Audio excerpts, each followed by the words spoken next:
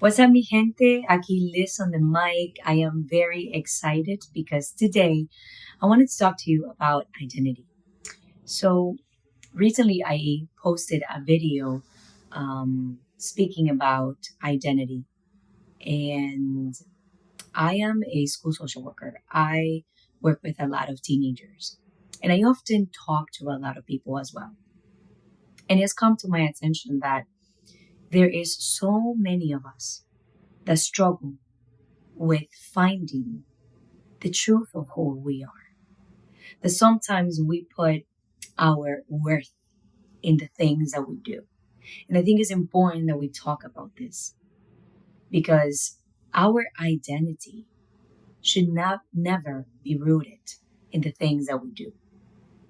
Sometimes we think that a person, a situation, a place, something that we are attached to, something that we do on our daily lives, right, can become who we are. But what if that thing, what if that person, what if that situation is no longer there? What if God takes it away one day and says, you no longer have this? Would we act in the same way? Would we be the same person that we were before? And it is very important that we talk about our identity and how that is different from the things that we do. Sometimes we think that a position, a profession, or even a relationship gives us the value and the validation that we need so that we can be who we are. And we are not what we do. We are who we are because God made us who we are. I was thinking about this as I was praying for this message. And something that I heard the Lord tell me in my heart is that our identity is like this beautiful ray of art that He made that cannot be altered or erased from our existence. That it doesn't matter how we interpret that piece of art. The piece of art has its own colors, its own form, right? Its own self. Not it doesn't matter how people interpret it. It has its own essence. And so a lot of people can see a piece of art and interpret it in different ways, right? Some people might say that it looks colorful. Other people might experience that in a very different way, has different feelings about it. But the truth is that the one that made that piece of art knew exactly the essence of that piece of art and what he had in his heart when he made it. And so our soul is something similar, something like that, right? We can have our talents and we can have our gifts. For example, I'm a salsa dancer, right? I'm also a social worker at a school. But that doesn't mean that if tomorrow I break a leg, God forbid, right? But if I break a leg and I can't dance anymore, am I going to stop being Liz? Am I going to stop being the same person with the same gifts, right? And the same essence of my heart that God created in me? Will that stop? And the answer is no. Because whether I dance or I don't, my heart is still the same, right? It is through dance that I am able to be joyful, right? And scream with joy. And when I dance, people see the la alegría, right? Like el gozo and the joy that I project. But the joy doesn't come from the dance itself. It comes from my heart through the dance, right? And through the things that I do. I love talking to a lot of people. It is what I can transmit to those people that makes the difference, right? And so We can do a lot of things, but the intention and the energy that moves everything that we do is our true self. It's our identity. And that identity is a child of God. There is no other truth outside of that truth that is supposed to move everything that you do. Because if you're not clear in who you are in your identity, all your interpersonal relationships will shake. There will be confusion everywhere you move because here and here, your identity is not clear. And I'm not talking about sexual identity because that's another topic for another day, right? I'm talking about the identity to be a child of God, the identity that makes you who you are, and who you are is shown in the things that you do. And so another thing that was in my heart was because we put our identity in the things that we do, sometimes we make of those things an idol in our hearts. And an idol is anything and anyone that takes the place of God in your heart. It could be a person, it could be a relationship, it could be a family member, it could be a situation, it could be work. So many people find refuge in work because they don't want to think, because they don't want to feel, because they want to be constantly distracted and overstimulated, because they have situations in their lives that is so difficult to deal with, and they find refuge. They find refuge in work. Sometimes people are emotionally attached to others because they find refuge in those people. Because they feel that the only way that they can feel validated is if that person is in their lives. And I want to tell you that your validation as a human being and your identity does not come from another person or a situation. It comes from God. That God calls you chosen, that God knit you in your mother's womb, that He created you, that there's so much explosion of a personality in your heart that I don't think that you are even aware of it. And so with this message, I just want to invite you to tune into that identity. You are who you are. It does not matter your title. It does not matter your role in society, whether you do a lot or you do little. Your worth is still the same. I was talking to a 15-year-old student today, and she's a very smart girl. She is very devoted to her studies. An excellent kid. She's a star, right, in high school. She overworks herself. Sometimes she does homework for 4, 5, 6 hours because she overachieves, right? And so in counseling, we're working on what is the belief behind all of that doing that is making her do all these things all the time, right? How can we avoid burnout? How can we avoid in the future feeling like we have too much going on and now we can't do anything, right? And so something that I explained to her was, sweetheart, whether you do a lot or you do little, let's just call her Stephanie, right? That's not her real name, but I'm going to use Stephanie for confidentiality purposes. I said, Steph, you have the same worth on the day that you do 6 hours of study than in a day that you're tired and you're only watching, I don't know, the Rapunzel movie or the dinosaur movie online, right? On TV, on the couch. You have the same worth because your worth does not come from everything that you do, but everything that you do comes from your identity and who you are. And so it's so important that we make that distinction, right?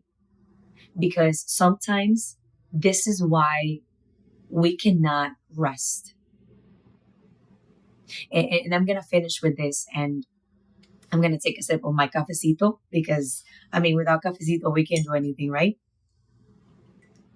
I also want to give a shout out to Los Salseritos who gave me this beautiful cup. These are salseros from Santiago in Dominican Republic, my country. So thank you so much for this beautiful tacita. So it's so important to talk about rest because the Lord wants us to give, but He doesn't want us to give from a point of fear or from a point of duty or because we have to or because we need to do that in order to feel validated.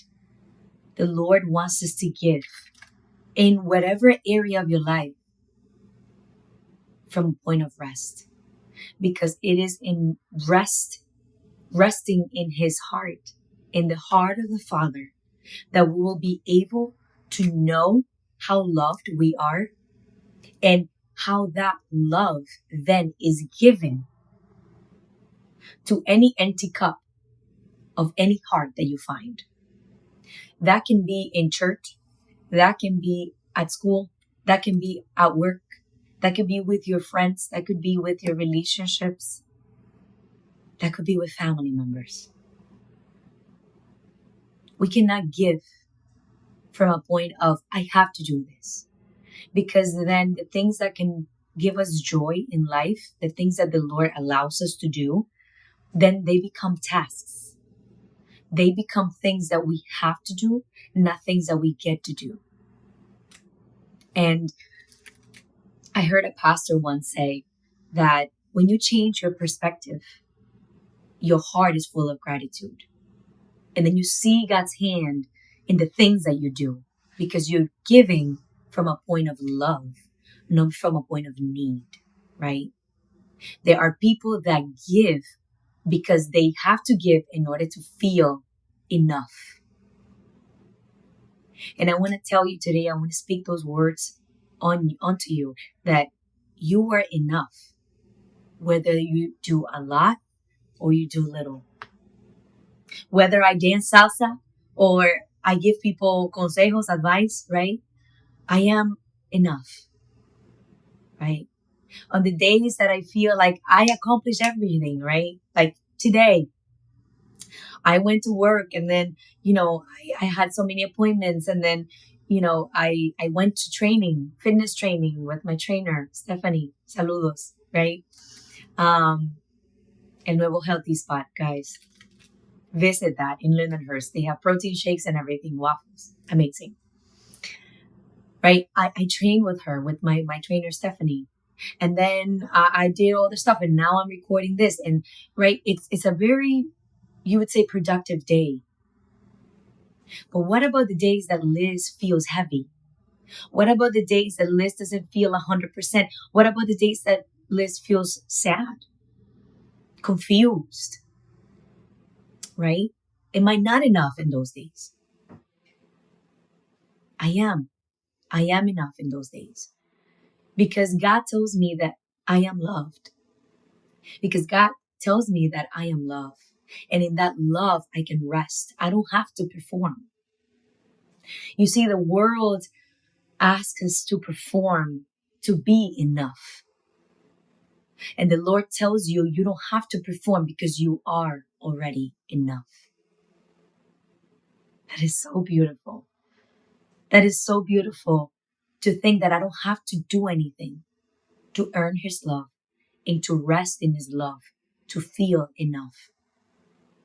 How many times do we have to fight for somebody to love us back? Right? I see so many people conforming to relationships and they know there's nothing there for them. And yet they fight with their might, with their life for this person not to leave them, but for this person to stay in their lives. Right? Because they don't feel enough. And the Lord tells you, you are enough. I already made you enough. And this is the truth that I hope and I pray that these words pierce your heart, right? That you are enough, whether that person left you or that person stayed, whether this job fired you or they gave you a raise, whether your friends think highly of you or your friends now started rejecting you, whether the world sees you or they feel like you are invisible to them. You are enough. You are enough for the Lord. And I invite you to tune into that identity as a child of God because you are. I'm gonna finish with this personal story, right? There have been I haven't had many relationships in my life, romantic relationships I'm talking about. However, there have been times where I felt rejected by guys, right? And in that moment, in my humanity, I could feel very rejected. There have been times in my life where I have given myself the opportunity to maybe talk to somebody and they've walked away, right? Maybe because of my principles and my values, maybe because it doesn't align, whatever it is, right? I've had the temptation to think that I'm the problem, right? That I am asking for too much, that I am X, Y, and Z, you name it. In my humanity, right? Because we wrestle with our flesh. I felt maybe at times, why? Why do they reject me? And the truth is that, and the Lord told me in those times, my daughter, they're not rejecting you, right? They are rejecting the man that they have to be in order to be with you. And I don't know who I'm talking to right now. Maybe a girl, maybe a woman that needs to hear this. But I want to tell you that when you are rooted in the Lord and you're waiting for that blessing, it is not you who they reject.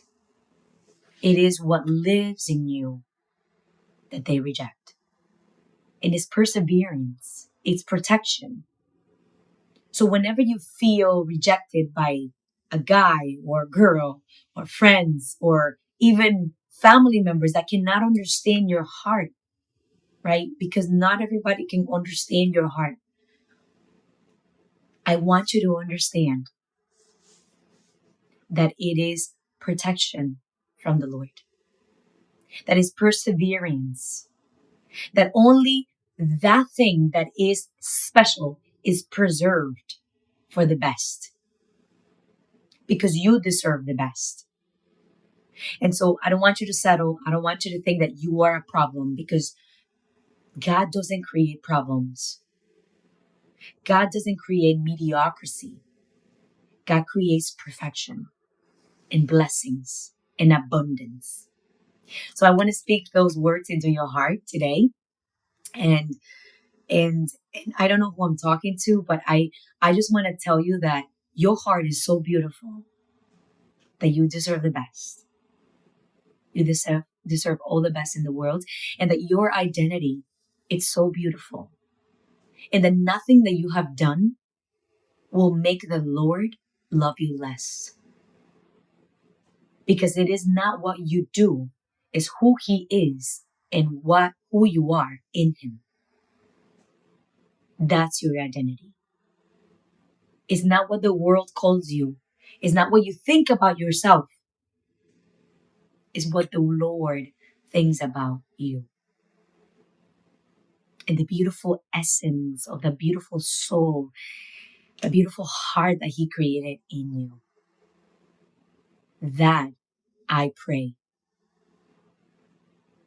is what I hope that you can find and you can see, and that the Lord in His timing might reveal to you your true identity in Him. And so I can do a lot of things, but it's not what I do, right? That defines my identity. And with this, I'm not talking about making mistakes or sins, right? Because that's another topic, right? It is the essence of who we are that then defines what we do. If your heart is rooted in the right place, which is the heart of the Father, then everything that you do, you will have abundance and you will succeed. And I invite you to come to the heart of the Father. I don't know your spiritual life. I don't even know if you're praying right now in your life, if you know how to pray, if you've ever prayed. But I invite you to give that God that created you a chance. Give Him a chance. Just like we give guys a chance, right? Oh, I'm going to go on a date with this guy. Let me see what he's all about, right? Give him a chance. The Lord is also very romantic because He doesn't force you to do anything. But when you give Him a chance, He shows up and He shows out big for you because He seeks your love and He wants to show you who you really are in Him. So, thank you so much for staying until the end. I'm so excited for this message, and I really hope that, you receive these words and that you send this message. I don't know. I feel like some of you will bring the Lord will bring somebody in your mind as you're watching this video. Send it to that person because that person might need these words as well. I pray that the Lord fills you with His Spirit today. And I will continue to do more videos in English. But for now, this is it. I love you guys, and I'll continue to enjoy my cafecito in this night. Love you all. Bye.